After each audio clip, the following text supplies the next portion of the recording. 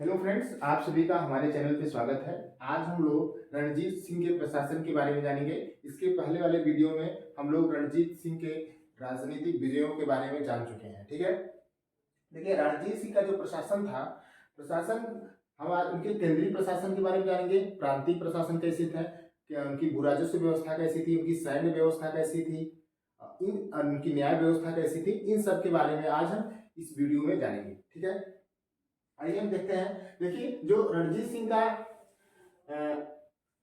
केंद्रीय प्रशासन था, उसमें जो है सरकार को खालसा कहा जाता था। क्या कहा जाता था? सरकार को खालसा कहा जाता था। गुरमत को इसमें प्रोत्साहन नहीं दिया जाता था। देखिए गुरमत के बारे में हम लोग पिछले वीडियो में बता चुके हैं आपको। गुरमत क्या होता था, जब हम गुरुओं को पढ़ा रहे थे। गुरमत को प्रोत्साहन नहीं दिया गया। ठीक है, डोगरा सरदारों को उच्च पदों पर नियुक्त किया गया और मुसलमानों को भी उच्च पदों पर नियुक्त किया गया। ठीक है, मुसलमानों और डोगरा सरदारों दोनों को जो है उच्च पदों पर नियुक्त किया गया। ठीक है, जो मुख्यमंत्री का पद जो होता था, सर्वाधिक महत्वपूर्ण पद होता था। इस पे सबसे विश्वसनीय व्यक्ति को वहां नियुक्त किया जाता था। जैसे राजा ध्यान सिंह को इस पद पे नियुक्त किया गया था। दूसरा महत्वपूर्ण था विदेश मंत्री का। ठीक है, विदेश मंत्री पर फकीर अजीजुद्दीन को नियुक्त किया गया। ठीक है, तीसरा पद था रक्षा मंत्री का।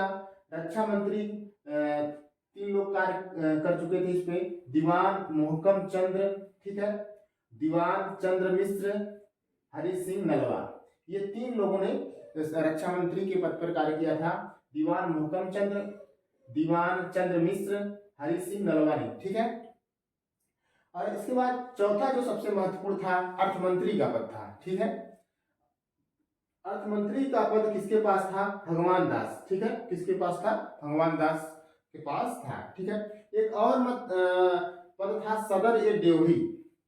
याद रखिएगा, ये पूछ सकता है एग्जाम में। सदर ए ड्योढ़ी, सदर ए ड्योढ़ी जो था, इस पद पर जो है सबसे विश्वसनीय व्यक्ति को नियुक्त किया जाता था, क्योंकि यह पद जो है राजा के पास, यह इस पद पे रहने वाला व्यक्ति जो है राजा के सबसे करीब रहता था, सबसे निकट रहता था, राजा के सबसे निकट संपर्क में रहता था। ठीक है, देखिए केंद्र में जो है 12 प्रशासकीय विभाग थे। ठीक है, इसमें 4 बहुत महत्वपूर्ण है। जैसे दफ्तर ए आबवाब उल माल, दफ्तर ए आबवाब उल माल, इसमें भू राजस्व एवं अन्य आय के स्रोतों का उल्लेख होता था। ठीक है, विवरण रखा जाता था। ठीक है, अगला था दफ्तर ए तोहिजात राज परिवार। तो इसमें जो है दफ्तर ए तोहिजात जो था, इसमें राज परिवार के व्यय की व्यवस्था करता था। यह राज परिवार के व्यय की व्यवस्था करता था। तीसरा पद था दफ्तर ए मवाजाब, दफ्तर ए मवाजाब, इसमें सैनिक असैनिक कार्मिकों के वेतन का हिसाब रखा जाता था। चौथा आपका पद था दफ्तर ए रोजाना मचा, दफ्तर ए रोजाना मचा खर्च, दफ्तर ए रोजाना मचा खर्च, इसमें राजा के प्रतिदिन व्यय का खर्च रखा जाता था, हिसाब रखा जाता था। ठीक है, इसके अलावा देखिए प्रांतीय प्रशासन उनका कैसा था? प्रांतीय प्रशासन जो था, सिख जो है राज्य प्रांतों में बटा था। ठीक है, और इसमें जो है जिस प्रांतों को क्या कहते थे? प्रांतों को सूबा कहते थे। क्या कहते थे? प्रांतों को सूबा कहते थे। और 4 प्रमुख सूबे थे। इसमें पहला था लाहौर, दूसरा था मुल्तान, तीसरा था कश्मीर, चौथा था पेशावर। ठीक है, प्रत्येक सूबे का प्रमुख अधिकारी को नाजिम कहा जाता था। जो सूबा होता था, उसका जो प्रमुख अधिकारी होता था, उसको क्या कहते थे? नाजिम कहते थे। नाजिम, याद रखिएगा, नाजिम कहते थे। सूबे परगने में बटे होते थे। और देखिए सूबे जो है, अब जो आपका राज्य था वह सूबा में बटा हुआ था, प्रांतों में बटा हुआ था। और प्रांत जो सूबा था वो किसमें बटा हुआ था? परगने में बटा हुआ था। किसमें? परगने बटे होते थे। यहाँ का जो प्रमुख अधिकारी था वह कारदार कहलाता था। क्या कहलाता था? कारदार। परगने का प्रमुख अधिकारी कारदार कहलाता था। ठीक है, और परगने जो होते थे, जो परगने होते थे वह तालुकों में बटे होते थे। ठीक है, देखिए पहले सूबा हुआ, राज्य, फिर सूबा, फिर उसके बाद परगने, परगने के बाद तालुका, यानी जो परगने होते थे वो तालुकों में बटे होते थे। प्रत्येक तालुकों में 50 से 100 मौजे यानी 50 से 100 गांव होते थे। एक तालुका में 50 से 100 गांव होते थे, ठीक है। इनकी भू राजस्व व्यवस्था कैसी थी? राज्य का प्रमुख आय जो था, आय का जो स्रोत था वह भू राजस्व था। क्या था? राज्य की प्रमुख आय का जो स्रोत था भू राजस्व था। राज्य की वार्षिक आय 3 करोड़ थी। कितनी थी? 3 करोड़ थी, लेकिन उसमें से 2 करोड़ जो है, भू राजस्व से प्राप्त होता था। भू राजस्व जो प्राप्त किया जाता था उसके अलग अलग तरीके थे, समय पर बदलते रहे। जैसे प्रारंभ में बटाई व्यवस्था थी। यह 1823 से 23 तक चला। इसमें जो है कर के रूप में वस्तुओं को लिया जाता था, ठीक है। बटाई व्यवस्था में कर के रूप में वस्तुओं को लिया जाता था, ठीक है। और दूसरी व्यवस्था थी कनकूद व्यवस्था। क्या थी? कनकूद व्यवस्था थी। कनकूद व्यवस्था जो है 1824 ईस्वी से 1834 ईस्वी तक चला। कब तक चला? 1824 ईस्वी से 1834 ईस्वी तक चला। और इसमें जो है कर जो है उपज के आधार बनाकर नगद दिया जाता था। कनकूद व्यवस्था में जो कर है नगद लिया जाता था, और बटाई व्यवस्था में जो कर है वस्तु के रूप में लिया जाता था, ठीक है। फिर एक तीसरी योजना भी लागू की गई, इसमें नीलामी योजना। इसमें जो है जो ऊंची बोली लगाता था उसी को कर वसूलने के लिए दे दिया जाता था, ठीक है। तो जो रणजीत सिंह के जो भू राजस्व व्यवस्था थी समय समय बदलती रही। उसमें तीन व्यवस्थाएं हैं, बटाई व्यवस्था है, कनकूद व्यवस्था है, नीलामी व्यवस्था है।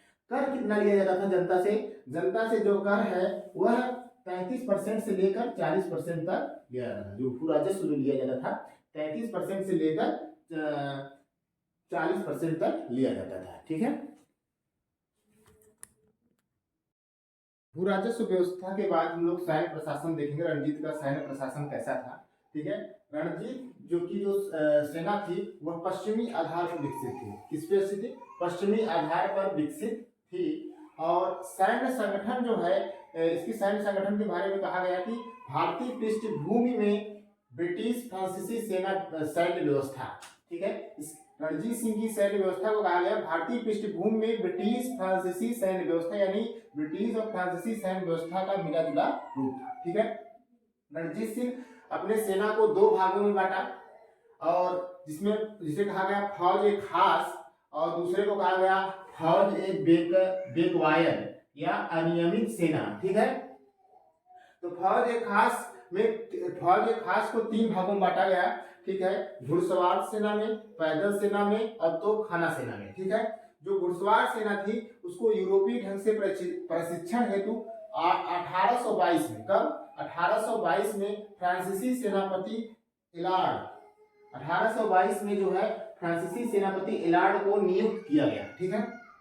और जो है ऑकलैंड में 1838 में जब पंजाब आया तो पंजाब में वह आकर रणजीत सिंह सेना को यह संसार की सबसे सुंदर सेना फौज है, ठीक है। और दूसरी थी फौज एक खास में पैदल सेना होती थी। इसके प्रशिक्षण हेतु इटालियन सेनापति, किसको? इटालियन सेनापति बंतूरा को नियुक्त किया गया। किसको नियुक्त किया गया? बंतूरा को नियुक्त किया गया, ठीक है। और फौज खास में तीसरी सेना थी तोपखाना था। यह 1810 में जो है तोपखाना को और व्यवस्थित करने के लिए दरोगा एक तोपखाना नियुक्त किया गया, ठीक है। रणजीत सिंह ने 1810 ईस्वी में दरोगा एक तोपखाना नियुक्त किया गया, ठीक है। रणजीत सिंह का तोपखाना 4 भागों में विभक्त था। पहला तोपखाना ये पीली, तोपखाना ये एसपी, ठीक है। तीसरा था तोपखाना ये जंगूरक, चौथा था तोपखाना ये गवी, ठीक है। और देखिए रणजीत सिंह की तोपखाना को 4 भागों में विभाजित किया गया। फिर उसके बाद जो उसकी सेना थी उसको 2 भागों में बांटा गया था। मैंने कहा फौज एक खास, जिसमें घुड़सवार, पैदल सेना, तोपखाना था, ठीक है। और दूसरा जो है आपका फौज बेकवायद यानी अनियमित सेना इसको कहते थे, ठीक है। इसमें 2 लोग होते थे, घुड़चढ़ा खास और मिसलदार। इसमें घुड़चढ़ा जो खास होते थे अपने घोड़े और अस्त्र जो साथ लाते थे, इनको वेतन जो है राज्य की तरफ से दिया जाता था, ठीक है। दूसरा आपका था मिसलदार। देखिए मिसलदार जो होते थे ये पहले सरदार थे जिनको रणजीत सिंह ने क्या किया, जीत लिया, ठीक है। और जीत लेने के बाद इनके अनुयायियों को क्या किया, अपनी सेना में सम्मिलित कर लिया और इनको पहले जागीर दी गई, सरदारों को पहले जागीर दी गई, बाद में इनको वेतन दिया जाने लगा, ठीक है। फिर उसके बाद हम देखते हैं कि न्याय प्रशासन के बारे में। इनका न्याय प्रशासन जो होता था, कोई लिखित संविधान नहीं था इनका। प्रशासन न्याय करने के लिए कोई लिखित आपका संविधान नहीं था, लिखित संविधान का अभाव था। धर्मनिरपेक्ष राज्य की व्यवस्था थी, यानी इसमें धर्म के आधार पर किसी के साथ भेदभाव नहीं किया जाता था और प्रत्येक जात के लोग अपनी परंपरा के अनुसार जो है न्याय करते थे, ठीक है। और देखिए सूबे में जो सबसे उच्च न्यायालय होता था नाजिम का होता था, और नाजिम के अगर नाजिम से कोई नहीं लगा, उसको न्याय नहीं मिला नाजिम के न्यायालय में, तो वह अदालत आला में जो लाहौर में स्थित थी वहां पर अपील कर सकता था, ठीक है। देखिए अगर अदालत उल आला में भी उसको न्याय नहीं मिला है तो वह सबसे बड़ी जो न्यायालय होता था महाराजा का न्यायालय, वह महाराजा के यहाँ अपील कर सकता था, ठीक है। विक्टर जाकमा था। विक्टर जाकमा ने जो है रणजीत सिंह की तुलना नेपोलियन बोनापार्ट से की है। आपके एग्जाम में भी पूछता है किसने जो है रणजीत सिंह की नेपोलियन बोनापार्ट से तुलना की है, तो विक्टर जाकमा जो था नेपोलियन बोनापार्ट से तुलना की है। ये दोस्तों आज का हमारा वीडियो था, कैसा लगा आप कमेंट कर जरूर बताइएगा, शेयर सब्सक्राइब करिएगा। Thank you.